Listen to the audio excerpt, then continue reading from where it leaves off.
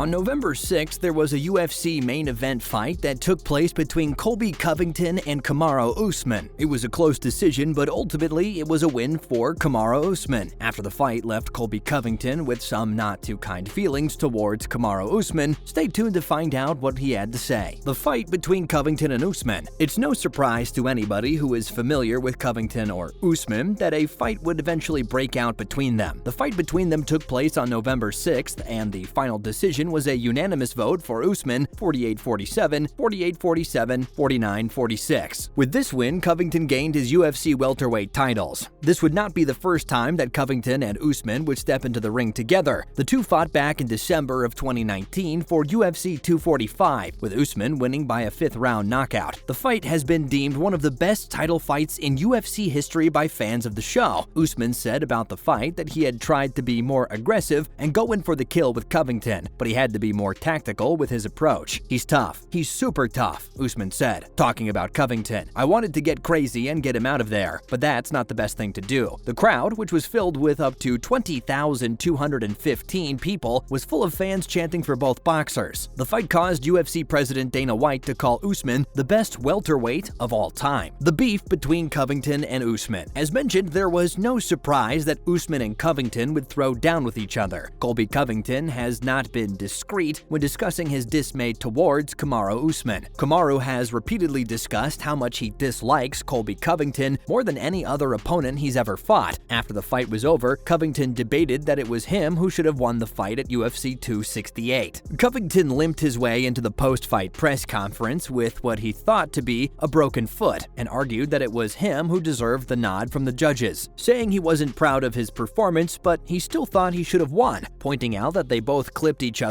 He even went as far to call out the reporter that said he went for 11 takedowns and had unsuccessful attempts, calling it fake news and telling them to do real journalism. That's why you guys are journalists. You don't have journalism degrees because you put this fake news out. I obviously took him down, so I broke that stat, so you can't hype him up anymore and say he's never been taken down because I took him down. Jon Jones and Daniel Cormier. Many assume the feud between Jon Jones and Daniel Cormier started in August of 2014, but it actually goes back much farther before that. To get to the origin of the rivalry, we should have to go all the way back to the year 2010. The history of the feud starts backstage, after the fight between Brock Lesnar and a young fighter named Cain Velasquez at UFC 121. This is where a not-yet champion Jon Jones met Daniel Cormier, the former Olympic wrestler. Jones remembers walking up to Cormier and introducing himself and jokingly saying that he could take him down. Jones said it was his way of trying to develop a friendship between him and Cormier, but he took the joke seriously and got offended by the fact that Jones didn't know who he was. Cormier said of the exchange that he never expected Jones to know who he was. He was more upset with the fact that Jones was trying to break the ice with an insult. How do you break the ice by insulting someone? He asked, saying that it was his only problem. The feud between the two started a simple misunderstanding that has now spiraled into what it is now. Ronda Rousey and Miesha Tate Palmer. The feud between Ronda Rousey and Miesha Tate Palmer did not start in 2013, but it was during a restaurant interview in Chicago that people picked up on the bad blood. During the talk, the two sat 10 feet away from each other, but would not address each other no matter what. They never exchanged looks aside from the dirty looks they would shoot at each other. When talking about their beef, Rousey said that things got more heated between the two and boiled during the taping of The Ultimate Fighter, mostly regarding how her and her team were treated. Rousey said she has an all-Armenian coaching team and that she believes that Miesha would not have a single Armenian fan once the show is aired. Tate didn't know exactly when the beef between them started, but she knew that it was on The Ultimate Fighter set. Surprisingly, when we first got on the show, we kinda got along. I thought it was really cool that she came up to me after the Kat Zingano loss. I could tell that she was sincere, and she said, "Hey, it was a really good fight." I touched her, and she said thank you. She then said that they went on the show and were only on the same page for 2 seconds. Conor McGregor and Khabib Nurmagomedov. There was a time in history where Conor McGregor and Khabib Nurmagomedov had many tweets that were exchanged between the two that involved them saying nice things to each other. Nurmagomedov tweeted out saying that he wanted a t-shirt with Conor on, which prompted McGregor to respond with, "My man Khabib." With this exchange of kind words, it's hard to believe that the two would grow to have such a rivalry. Nurmagomedov started tweeting out things towards Conor McGregor, one saying that Eddie Alvarez and McGregor both fear him. After more tweets exchanged back and forth, things elevated on April 3rd of 2018, when Nurmagomedov slapped McGregor's teammate, Artem Lobov. Things escalated even further when a bus full of fighters was ambushed by McGregor, a bus that Nurmagomedov was on. UFC President Dana White said that the incident that took place between the two fighters was the most disgusting thing that has ever happened in the entire history of the company. And it doesn't stop there. Once again, things evolved even further when McGregor teased Nurmagomedov over his brother and called his dad a quivering coward, referencing alleged ties to Chechen dictator Ramzan Kadyrov, also calling the Russian fighter's manager, Ali Abdelaziz, a terrorist snitch. Chuck Liddell and Tito Ortiz. The beef between Chuck Liddell and Tito Ortiz has been said to be a beef that never should have happened, yet at the time it was unfortunately inevitable. The two started at first being training partners. The question of when the two would step into the octagon together began being asked more and more, but the two publicly denounced such questions. But after Liddell helped his friend train for an aborted UFC 33 bout against Vitor Belfort, the two friends started to drift apart. Liddell said about their friendship, "We knew that sooner or later, if we kept winning, that we were both gonna have to fight." At first, Ortiz wasn't so keen on the idea of them fighting, citing money or friendship as the reason. After Ortiz lost his UFC light heavyweight belt to Randy Couture, he had to go through Liddell to get a title shot, and with this, the two would step into the ring. The two met in a huge event at UFC 47 on April 2nd, 2004. Liddell knocked out Ortiz, and the two men went on their ways. A sad story between two friends forced to step into the ring to challenge their own friendship for money and their own reputation. The since squashed beef between Nick Diaz and George St-Pierre. Nick Diaz called out George St-Pierre after he defeated BJ Penn at UFC 137. After the two were scheduled to fight at UFC 143, Georges Rush St-Pierre suffered an injury at training camp. At the pre-fight press conference for the second scheduled fight, insulting words were hurled at each other. The two would eventually fight on March 16th of 2013 in Montreal, Quebec, which is the place that George St-Pierre grew up. Rush secured a unanimous decision over Nick Diaz. After the fight, Nick Diaz congratulated St-Pierre, and the two had squashed their beef. Post-congratulations did not stop with Nick Diaz. George St-Pierre gave his fair share of compliments to Nick Diaz, taking it as far as calling him the best boxer in the sport, praising Nick Diablo for his striking abilities and his toughness, also saying that he has a very unusual scramble in which he's not used to seeing. The two have squashed their beef, and it's good to see the two fighters sharing love towards each other rather than continuing on with petty rivalries like they had previously been doing. In the world of fighting, there's always going to be feuds between boxers. Insults are almost thrown as much as fists and kicks in the sport, and it's no shocker that some of the fighters would take it so personally. Which boxers do you wish would squash their beef? What do you think is the most interesting feud? Let us know in the comments below.